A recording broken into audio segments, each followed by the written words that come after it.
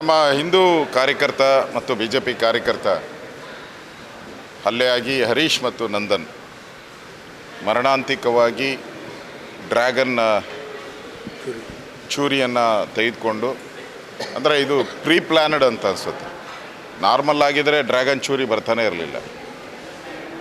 ಈ ಥರ ಎಲ್ಲ ಪ್ರೀ ಪ್ಲ್ಯಾನ್ ಆಗಿ ಭಾರತ್ ಮಾತಾ ಕಿ ಜೈ ಅನ್ನೋ ಒಂದು ಘೋಷಣೆ, ನಾನು ಅದು ವಿಡಿಯೋ ಎಲ್ಲ ನೋಡಿದ್ದೀನಿ.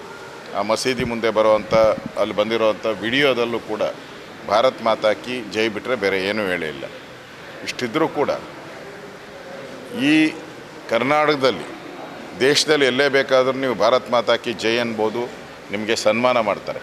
ಆದರೆ ಈ ಭಾಗದಲ್ಲಿ, ಮಂಗಳೂರು, ಉಡುಪಿ ಈ ಭಾಗದಲ್ಲಿ ಭಾರತ್ ಮಾತಾ ಕಿ ಜೈ ಅಂದರೆ ಡ್ರ್ಯಾಗನ್ ಹಾಕುವಂಥದ್ದು, ಕೊಲೆ ಮಾಡುವಂಥ ಪ್ರಯತ್ನವನ್ನು ಮಾಡ್ತಾ ಇರೋದು ನೋಡಿದ್ರೆ ನನಗನ್ಸ್ತತೆ ಇಲ್ಲೇನು ತಾಲಿಬಾನ್ ಸರ್ಕಾರ ಇದೆಯಾ? ಹೇಳೋರು ಕೇಳೋರು ಯಾರೂ ಇಲ್ವಾ ಇಲ್ಲಿ? ಮತ್ತು ಸಿದ್ದರಾಮಯ್ಯನವರು ಬಂದ ಮೇಲೆ ಅಂತೂ ಅವರೊಂಥರ ಟಿಪ್ಪು ಮೈ ಮೇಲೆ ಬಂದಂಗೆ ಆಡ್ತಾರೆ. ಅವರ ಮೈ ಮೇಲೆ ಟಿಪ್ಪು ಬಂದಂಗೆ ಆಟ ಆಡ್ತಾ ಇದ್ದಾರೆ. ಅವ್ರ ನಡವಳಿಕೆಗಳು ಎಲ್ಲನೂ ಕೂಡ ಹಂಗೆ ನಡೀತಾ ಇದೆ. ಇಡೀ ರಾಜ್ಯದಲ್ಲಿ ಈ ಥರದ ಘಟನೆಗಳು ನಿರಂತರವಾಗಿ ನಡೀತಾ ಇದೆ. ಕಳೆದ ಬಾರಿ ಸಿದ್ದರಾಮಯ್ಯ 5 ವರ್ಷ ಮುಖ್ಯಮಂತ್ರಿ ಆಗಿದ್ದಾಗೂ ಕೂಡ ಕೊಲೆಗಳಾಯಿತು. ಬೆಂಗಳೂರಲ್ಲೇ ಶಿವಾಜಿನಗರದಲ್ಲೇ ಕೊಲೆ ಆಗೋಯ್ತು. ಈ ಥರ ಸುಮಾರು 30-40 ಮೇಲೆ ಕೊಲೆಗಳಾಗಿದ್ದನ್ನು ನೋಡ್ತಾ ಇದ್ದೀರಿ. ಮತ್ತೆ ಸಿದ್ದರಾಮಯ್ಯನವರು ಬಂದಿದ್ದಾರೆ, ಮತ್ತೆ ಕೊಲೆಗಳ ರಾಜ್ಯ ಆಗ್ತಾಯಿದೆ. ನಮ್ಮ ಅಂಕಿಅಂಶಗಳು, ನ್ಯಾಷನಲ್ ನಮ್ಮ ಕ್ರೈಮ್ ಅಂಕಿಅಂಶಗಳು ಕೂಡ 40% ಕ್ರೈಮ್ ರೇಟು ಈ 1 ವರ್ಷದಲ್ಲಿ ಜಾಸ್ತಿ ಆಗಿದೆ. ಅಂದರೆ ಕಾಂಗ್ರೆಸ್ ಬಂದರೆ ಈ ಗೂಂಡಾಗಿರಿಗಳಿಗೆ, ತಾಲಿಬಾನ್ಗಳಿಗೆ, ಈ ಪಾಕಿಸ್ತಾನದ ಏಜೆಂಟ್ಗಳಿಗೆ ಹಬ್ಬ ಆಗೋಗ್ಬಿಡುತ್ತೆ. ಅಂದರೆ ಅವ್ರನ್ನ ಈಗ ನೋಡಿ, ಕೇಸು ಏಟು ತಿಂದಿರೋರು ಇಲ್ಲಿದ್ದಾರೆ, ಹೊಡೆದವ್ರ ಮೇಲೆ ಕೇಸ್ ಹಾಕಬೇಕಾಯಿತು, ಕೌಂಟ್ರ್ ಕೇಸ್ ಕೊಟ್ಟಿದ್ದಾರೆ. ಅಂದರೆ ಇವರೇ ಪೊಲೀಸವರೇ, ಇಲ್ಲಿನ ಕಾಂಗ್ರೆಸ್ ಮುಖಂಡರುಗಳೇ ಒಂದು ಕೌಂಟ್ರ್ ಕೇಸ್ ಕೊಡಿ ಅಂತೇಳಿ, ಅಂದರೆ ಏನೋ ಕಾಂಪ್ರಮೈಸ್ ಮಾಡೋ ಮೆಥಡಲ್ಲಿ ಯೂಸ್ ಮಾಡ್ತಾ ಇರೋವಂಥದ್ದು ನೋಡ್ತಾ ಇದ್ದೀರಿ. ಇದನ್ನು ಖಂಡಿಸ್ತೀನಿ ನಾನು.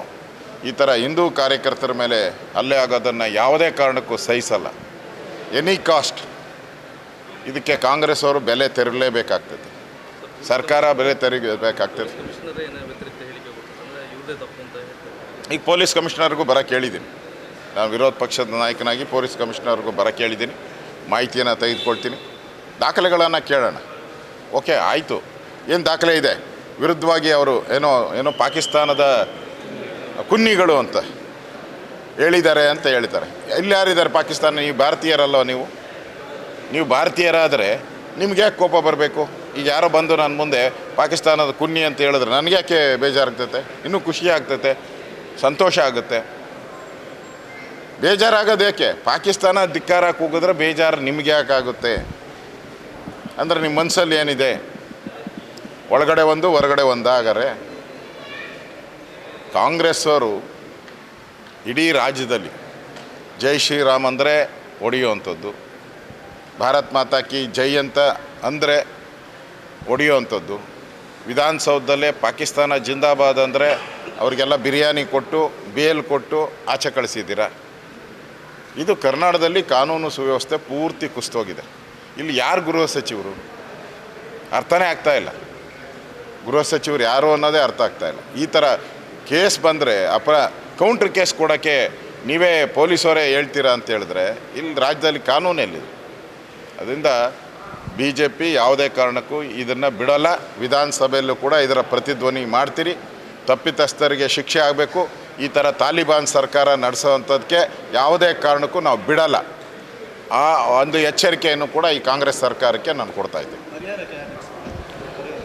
ನಾನು ಜಿಲ್ಲಾಧಿಕಾರಿಗಳ ಜೊತೆ ಮಾತಾಡ್ತೀನಿ. ಈಗ ಜಿಲ್ಲಾಧಿಕಾರಿಗಳ ಜೊತೆ ಮಾತಾಡಿ ಪರಿಹಾರದ ಏನು ಮಾಡ್ಬೋದು ಅದನ್ನು ಚರ್ಚೆ ಮಾಡ್ತೀನಿ ಜಿಲ್ಲಾಧಿಕಾರಿಗಳು.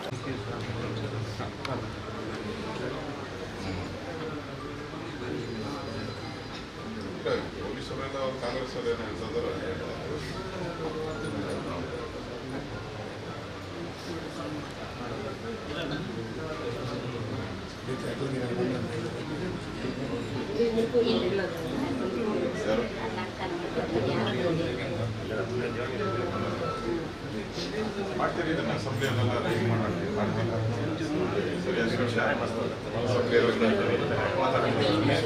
ಈಗ ಡಿ ಸಿ ಹತ್ರ ಡಿ ಸಿ ಮಾತಾಡ್ತೀವಿ.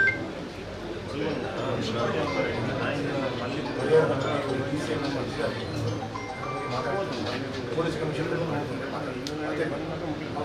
ಒಟ್ಟಿಗೆ ಕಠಿಣ ಶಿಕ್ಷೆ